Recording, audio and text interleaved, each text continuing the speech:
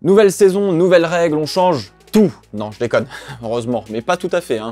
Après la saison 2022 de Formule 1 qui nous a donné quand même de belles batailles en piste, alors pas tout le temps aux avant-postes malheureusement, la nouvelle réglementation est plutôt un succès. Mais comme chaque année, la FIA ajuste ses règles techniques, sportives et même financières désormais, histoire de rendre le sport plus intéressant et plus équitable, et du coup, 2023 ne déroge pas à la règle, on a pas mal d'ajustements sur le règlement technique, mais pas que, et on va voir ça ensemble aujourd'hui.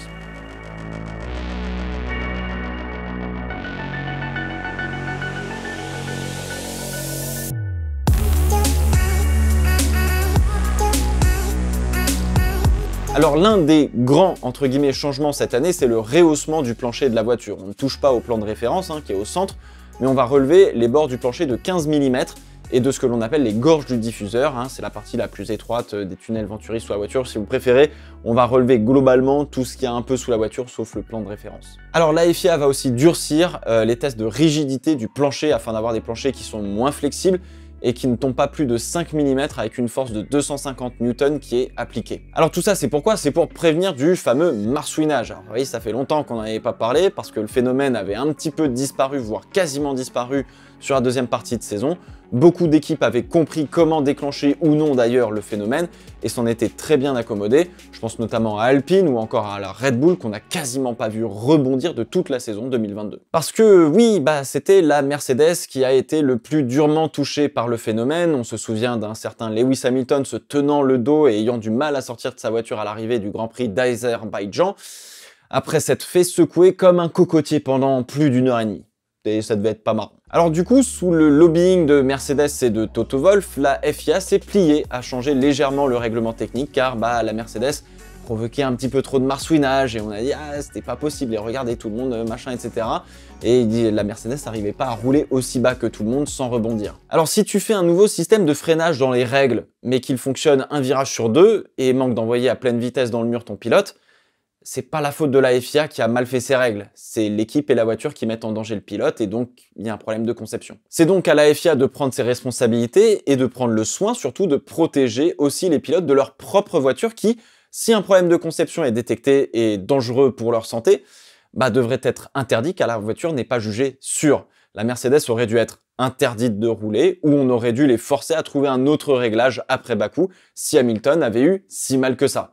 Car chez les 9 autres équipes, on a résolu le problème. Bref, tout ça pour dire qu'on tente de mettre quand même une petite marge de sécurité pour déclencher moins facilement le marsouinage. Ça veut pas dire qu'il va totalement disparaître, mais on le verra moins souvent. Et on va même rajouter un capteur d'oscillation pour être sûr que les pilotes ne subissent pas ce phénomène de manière trop violente. Capteur d'ailleurs qui était déjà plus ou moins là l'année dernière. Alors cela devrait rendre les voitures un petit peu plus lentes de 2 à 4 dixièmes par tour, sachant que les équipes feront des gains de performance ailleurs, donc on devrait probablement même pas voir la différence, au contraire. Toujours du côté technique, le poids minimum de la voiture a été abaissé de 2 kg et donc à 796 kg sans l'essence et sans le pilote. La chasse au moindre gramme va donc continuer et on devrait pour certaines équipes un petit peu lourde encore, avoir encore des livrets parsemés de carbone de ci, de là et non de peinture pour tenter encore une fois de gagner quelques grammes. Fini l'arceau de sécurité en barre centrale pour l'Alfa Romeo Sauber. Le règlement technique stipule à l'article 12.4.1 qu'il faut que cet arceau soit rond sur la partie supérieure, enfin en tout cas arrondi, et les tests de contrainte ont été renforcés et étendus. Alors tant mieux et belle efficacité de la FIA vu l'effroyable crash de Guanyu Zhou l'année dernière. Allez, on reste autour du cockpit. Les rétroviseurs vont prendre un énorme volume cette année comme cela avait été testé de manière très sérieuse par Aston Martin à Zandvoort l'année dernière. Désormais, le rétroviseur est toujours aussi haut, mais il va être plus large de 5 cm. Cela donne une surface de 20 cm par 5. Alors, je ne sais pas si on peut avoir deux rétros en un, une partie grossissante sur la partie intérieure qui permet de grossir entre guillemets les objets que tu vois au loin derrière, et une partie plus à l'extérieur un peu bombée entre guillemets pour étendre le champ de vision et réduire la taille de l'angle mort. A priori, le miroir doit être continu, donc on verra bien si ce genre de choses est possible. Là, j'avoue, je suis pas expert là-dedans. Alors, dans tous les cas, les rétros vont devenir encore plus complexes sur la partie avant, sur la partie qui est exposée à l'air directement, car ce sont des impadis qui génèrent de la traînée et des turbulences, et les ingénieurs vont s'en servir à des fins aérodynamiques. Mais à quel point et dans quelle mesure ce sera autorisé par la FIA, on avait eu le problème l'année dernière et ça risque de se représenter cette année. Ça n'empêche que c'est pas parce que les rétros sont plus gros que le pilote va regarder dedans. Voilà. Dernier changement, ou plutôt interdiction sur le côté technique, les ailerons à la Aston Martin sont désormais interdits et le règlement ne laisse plus de zone grise de ce côté-là. En effet, l'aileron arrière de l'Aston Martin permettait d'accroître substantiellement l'appui aérodynamique avec une philosophie proche de l'ancienne réglementation qui permettait à l'air de ne pas fuir sur les côtés. Alors comme annoncé par la FIA et la F1 au début de cette nouvelle ère et de cette nouvelle réglementation, les innovations techniques qui vont à l'encontre de l'esprit du règlement, notamment le fait de rendre un sillage plus turbulent pour la voiture suiveuse, sera interdit. Et c'est donc chose faite. Faut dire que l'aileron était assez spécial, mais il faut saluer la recherche et l'effort d'ingéniosité pour produire un aileron qui est réglementairement parlant, juste, il rentre dans les cadres limites réglementaires.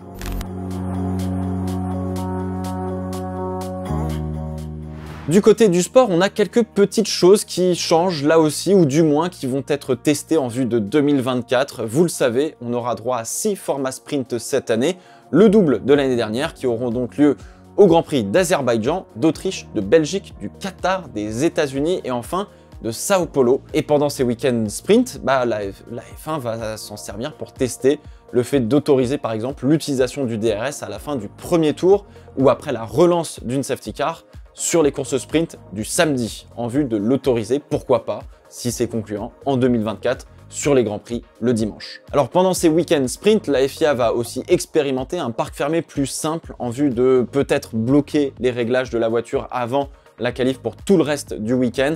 Effectivement, en fait, la séance d'essai libre le samedi matin ne donne que très peu de marge de manœuvre aux équipes en vue de la course sprint.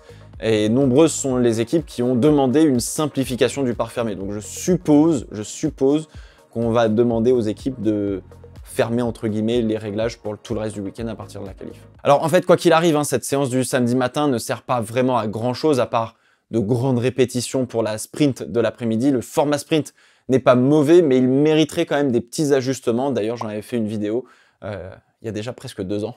Ça va, le temps passe vite, le temps passe vite. Enfin, sur 2 Grands Prix cette année, reste à déterminer lesquels, la F1 va tester un format de qualification revu, toujours Q1, Q2, Q3, toujours le même nombre d'éliminés, mais par contre, c'est l'allocation des pneus qui va changer. Alors en fait, les pilotes auront droit à 2 trains de pneus durs en Q1, 2 trains de pneus médium en Q2 et 2 trains de pneus soft en Q3. Et donc, les pilotes auront à leur disposition 11 trains de pneus slick seulement pour le week-end contre les 13 habituels. Alors cela permettrait, selon les calculs, de garder 6 trains de pneus pour la course et d'économiser des pneus pour Pirelli, sans compter le spectacle de devoir faire un tour qualif en hard avec beaucoup de trafic.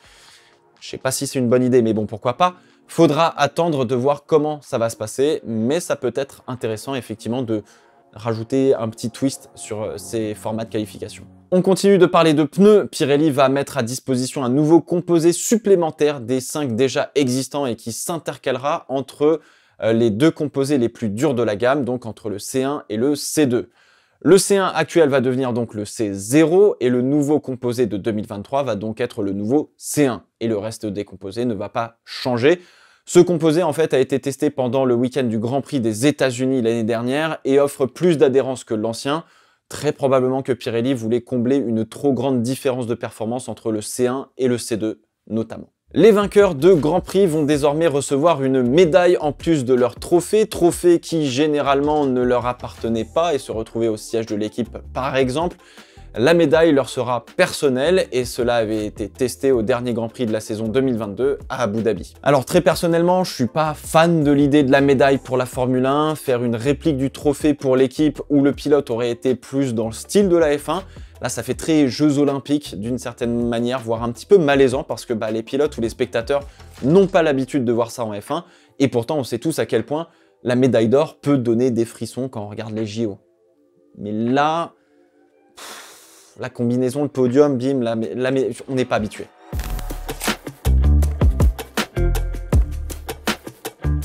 Comme depuis son introduction en 2021, les équipes devront respecter un budget maximal à dépenser lié à la performance de leur voiture en piste pour éviter que des structures ne dépensent presque un demi-milliard de dollars. pour gagner très clairement, hein. Pay to win, c'était ça la F1 avant. Et comme prévu, depuis 2021, chaque année, le budget plafonné est réduit jusqu'à atteindre pour l'instant 135 millions de dollars à dépenser par saison. Mais, bah oui, mais, on va juste faire un petit peu les comptes parce que si c'était aussi simple, la vie serait un long fleuve tranquille, on serait pépère, mais non. Alors donc on part sur 135 millions de dollars à dépenser sur une base de 21 Grands Prix à disputer pendant la saison. Et un Grand Prix en plus ou en moins dans la saison vous enlève ou vous rajoute 1,2 million de dollars. On dispute donc en 2023 23 Grands Prix, on rajoute 2,4 millions de dollars au budget pour un total de 137,4 millions de dollars. À ce budget, il faut qu'on rajoute le coût de faire des courses sprint par rapport à un week-end traditionnel. Donc la FIA autorise 150 000 dollars par course sprint à faire. Et donc tout ça, faut le faire rentrer dans le budget. On ajoute donc 6 courses sprint et donc 1,8 million de dollars en plus de nos 137,4, ce qui donne un total de 139,2 millions de dollars. Et après, il y a un dernier problème, je ne sais pas si vous êtes au courant, mais en ce moment, les prix flambent de tous les côtés. La vie, ça coûte cher en Europe, globalement. Notre essence coûte pas 2 fois moins cher que de l'eau, que le litre d'eau en bouteille, hein, comme en Arabie Saoudite. 13 centimes le litre de diesel, oui.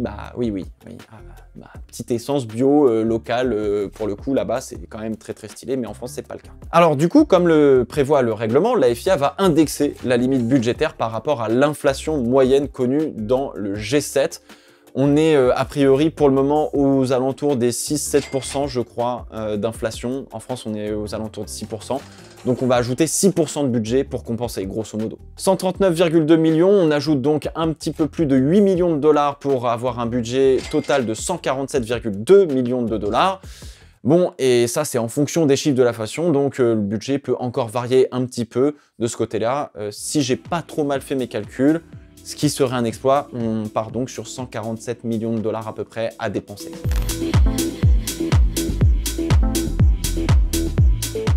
On termine avec un changement plus politique que sportif pour le coup. La FIA durcit ses règles concernant la présence et la participation aux cérémonies officielles pendant les compétitions régies par la FIA. Vous savez, c'est les fameux moments où on chante l'hymne national du pays qui accueille un Grand Prix.